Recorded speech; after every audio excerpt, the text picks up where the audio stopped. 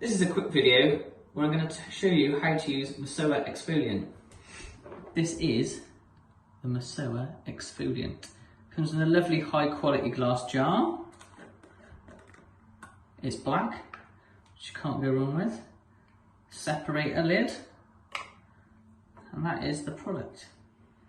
It's got what feels like small beads in it, but are actually ecologically harvested ivory palm seeds, and they feel great. And those palm seeds help with the removal of daily grime, really, which prevents blackheads, which nobody wants. Just get some warm water on your hands and your face.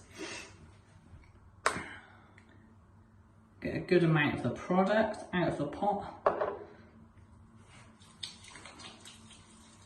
Makes a lovely thick lava like this. And then basically, in circular motions, just rub that into your skin. If you've got a free chin, rub it into your chin too. If you've got a beard, then you can't. Once you've done that, use your warm water again. Rinse your hands. Rinse your face.